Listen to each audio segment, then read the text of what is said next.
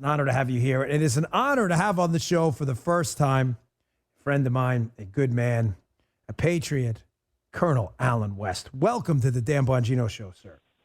Dan, it's been too long. It's great to hear your voice and have a great conversation with you. And congratulations on all the success with your shows on Fox Nation, your radio show, and everything, and Fox channel.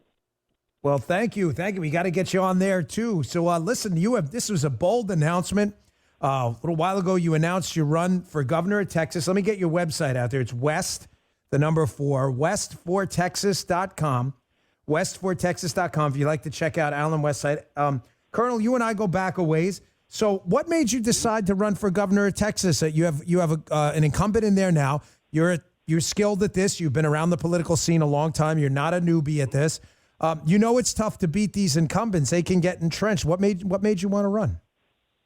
Well, I took on an incumbent in the state party chairman's race and won that. And we were really pushing hard for our Republican Party of Texas legislative priorities, and they just kind of got pushed aside. And then yesterday I was down in Del Rio, Texas, right there along the border, and I stood at that gate where a couple of days ago it was opened up and 400 and 450 individuals were just brought in. And, of course, they were taken over to Laughlin Air Force Base, I guess, and put on our airplanes, and they've been dispersed across the country. Texas is, seeing its sovereignty undermined, and we have got to have strong leadership that stands up to Joe Biden, especially when you have a Biden administration that has abdicated its constitutional duty and responsibility to protect Texas, which has a 1,200-mile border with what is becoming a failed state.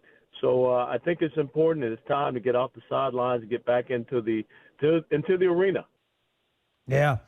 Colonel, one of the issues I've had with state-level leadership and some of our governors is we have these, pretty red states, Texas, other places. Texas is redder than Florida, where I live, an area you're obviously familiar with. You were a congressman in my actual district here. But you have these governors in these red states and lead red states, and when they get the chance to do conservative stuff, Colonel, they don't do it. I mean, I'm sure it aggravates you. It aggravates me. And then you see when we get a good one like Ron DeSantis here in Florida, well, what happens? All of a sudden, he starts getting some good national press, Ron DeSantis. Why, Colonel? It's not hard because he's doing conservative stuff. And then, as you noticed, wink it or not, all these other so-called conservative governors all of a sudden start saying, oh, yeah, I'm going to do that too, as if they couldn't have done it too in the first place. They just waited for DeSantis to lead the way. I'm glad they're doing it, but it kind of annoys me that they don't take a leadership role and then try to claim the conservative mantle later. You get what I'm saying?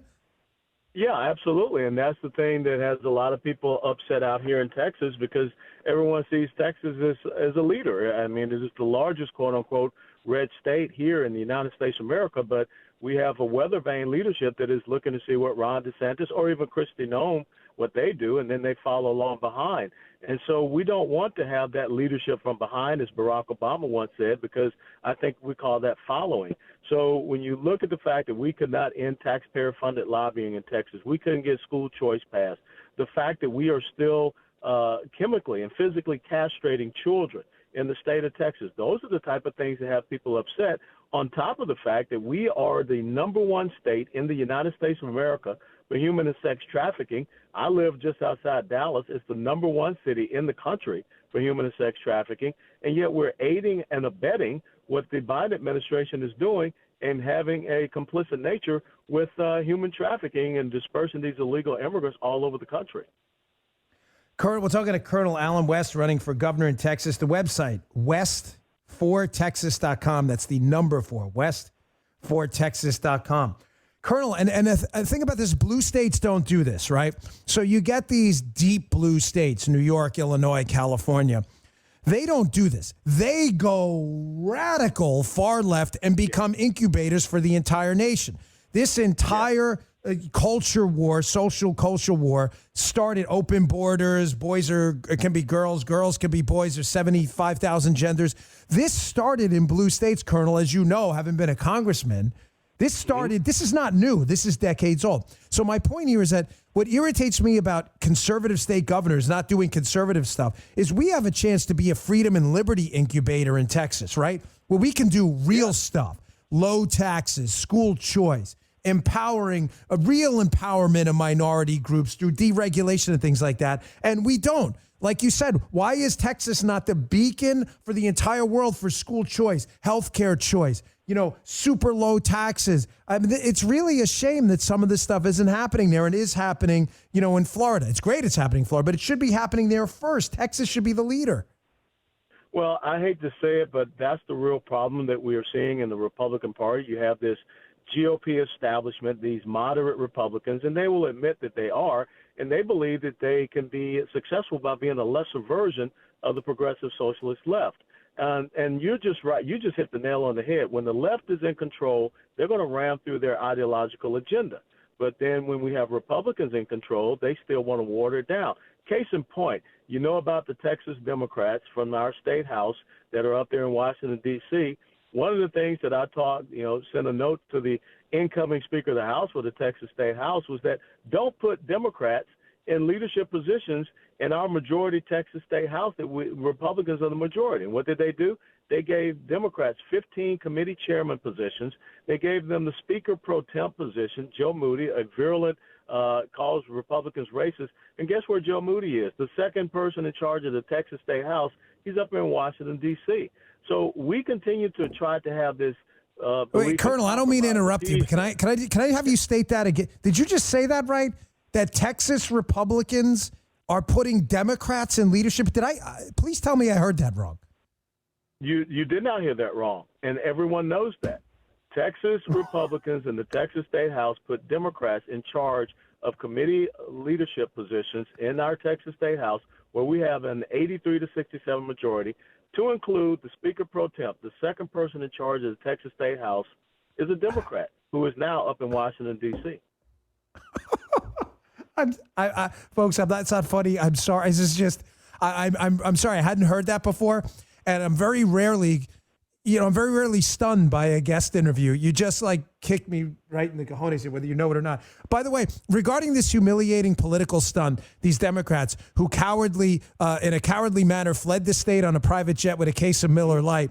Have you seen a political stunt? You've been around politics a long time. Have you seen a political stunt backfire in a more spectacular, humiliating fashion than this one? I'm just curious.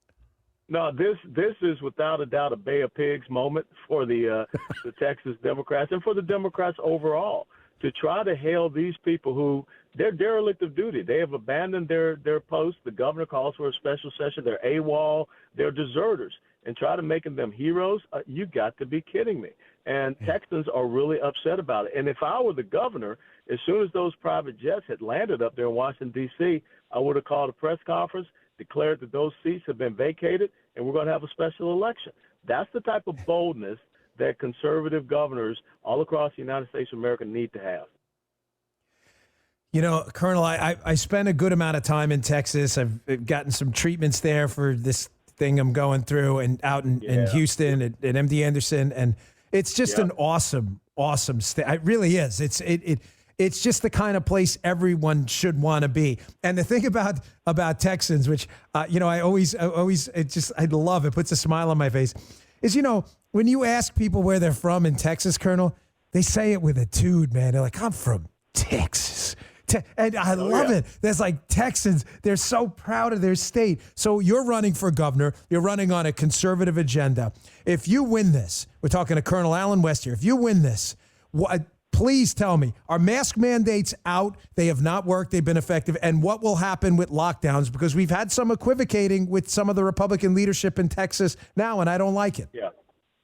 Well, I will tell you that no elected official has the enumerated power to decide who or what is essential. The most important and essential thing in Texas and across America is liberty. So, no, we're not going to have mask mandates. We're not going to lock down businesses. We lost 10,000 small businesses over the past year in Texas, and Texas is leading the nation with business bankruptcies. That's the truth. That's the story. That's what happens when you decide that you're going to unilaterally dictate to the private sector what they can do and what they can't do, while these exact same citizens you're putting out of work, out of business, are continuing to pay you because you never stop taking a paycheck as the governor. So, no, we're not going to do things like that. No vaccine passports, whatever. We're going to keep people here in Texas informed and let them make the adult decision for their lives and their livelihoods. I mean, Colonel, we know what works. We're now, a year plus into this dreadful pandemic. No one's denying the seriousness of it, but we know what works. I mean, the left just paints us somehow as obstructionists for asking real questions, and then they insult us for asking questions. I mean, I ask the question all the time.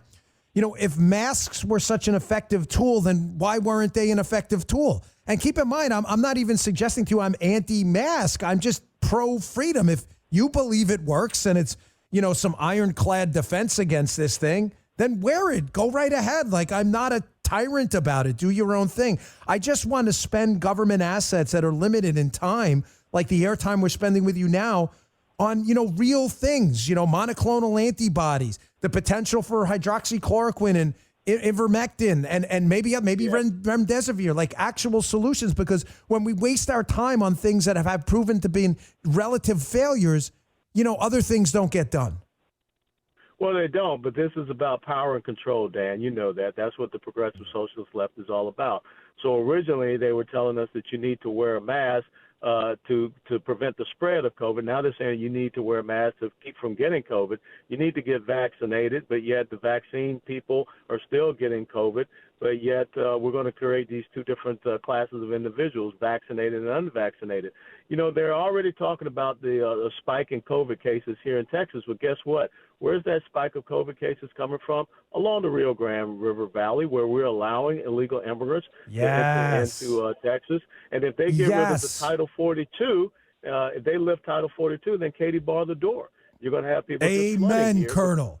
And, yes. And so I'm sorry. I'm up against the break, leadership. But I want to accentuate what you just said. I've got to run. But so that what you just said is key. We're wasting all this time with ineffective mitigation measures while we've opened the southern border to hundreds of thousands of people coming into the country. It is coming into the country. It is totally, completely absurd. Colonel, I got to run. Colonel Alan West, thank you so much for your time. Best of luck in the governor's race. Let's have you back on when you can, and keep us updated on the race, please.